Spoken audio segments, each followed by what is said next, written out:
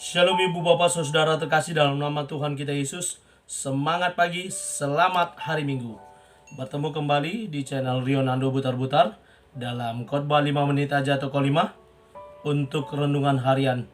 Renungan pada hari ini saya ambil dari kitab Kejadian pasal 15 ayat yang ke-6. Demikian kesaksian firman Tuhan. Lalu percayalah Abraham kepada Tuhan, maka Tuhan memperhitungkan hal itu kepadanya sebagai kebenaran. Iman yang diperhitungkan Allah. Ibu bapak saudara terkasih dalam nama Tuhan kita Yesus, sebagai bapak orang percaya, Abraham merupakan teladan yang patut dan dapat kita teladani apa yang dilakukannya. Kita boleh kembali ke belakang bagaimana Abraham sebagai bapak orang percaya, bagaimana Abraham ketika dipanggil oleh Allah, dia merupakan seorang yang percaya kepada Tuhan, dan ketika Allah memperkenalkan dirinya kepadanya dan Allah memanggil dia keluar dari tanah Ur Kasdim ke suatu tempat yang belum diketahui, namun Abraham percaya saja dan mengikuti apa yang diperintahkan Allah, dan Allah terus menuntun Abraham dan memberikan dia harta kekayaan yang melimpah. Bahkan kemanapun dia melangkah, kita boleh tahu cerita bagaimana Abraham ketika harta kekayaannya semakin banyak, ternaknya semakin banyak, Lot keponakannya juga memiliki kekayaan yang banyak, lalu mereka berpisah ke suatu tempat. Jelas-jelas Lot memilih suatu tempat yang sangat subur. Abraham berkata, kalau engkau ke kiri, aku ke kanan. Kalau engkau ke kanan, aku ke kiri. Dan pilihan itu ada pada Lot, dan pasti Lot memilih yang terbaik, dan dia memilih Sodom dan Gomora, sementara Abraham pergi ke tempat yang lain, dan Allah tetap memberkati Abraham.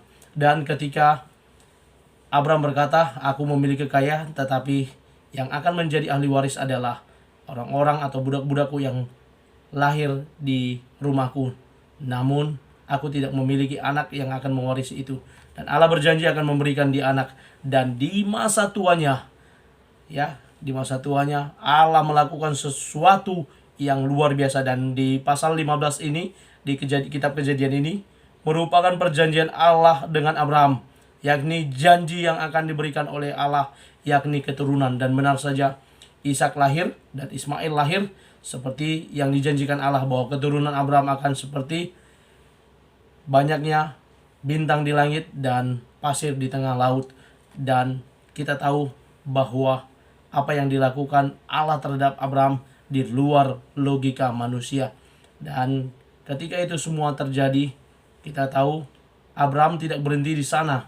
Ada lagi ujian yang harus dia hadapi, yakni ketika Ishak meranjak remaja, Allah menyuruh Abraham untuk mempersembahkan Ishak, dan Abraham tetap menurutinya, dan Abraham tetap melakukan apa yang diperintahkan oleh Allah. Dan benar saja dia membawa anaknya untuk dipersembahkan, tetapi Allah memperhitungkan sebagai suatu kebenaran, di mana yang pertama pada nats ini dia diperhitungkan imannya karena dia percaya kepada apa yang disampaikan oleh Allah, bahwa akan memberikan keturunan. Yang selanjutnya ketika dia mempersembahkan Isa, Allah juga memperhitungkan itu sebagai kebenaran bagi Abraham. Abraham adalah sosok teladan yang patut kita teladani, yang mempercayai Allah sepenuhnya, yang tidak ragu akan kuasa Allah yang melakukan baginya.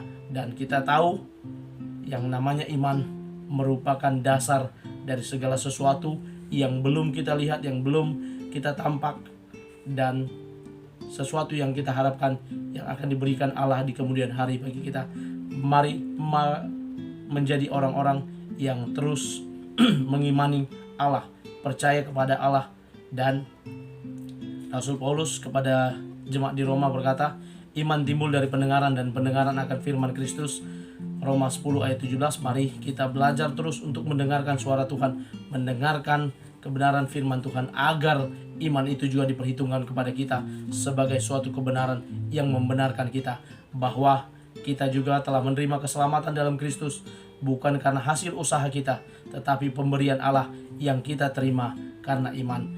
Dan Martin Luther juga dalam beberapa dalilnya, 3 yang terkenal, sola gratia, sola fide, dan sola scriptura, salah satunya yakni sola fide, hanya karena iman.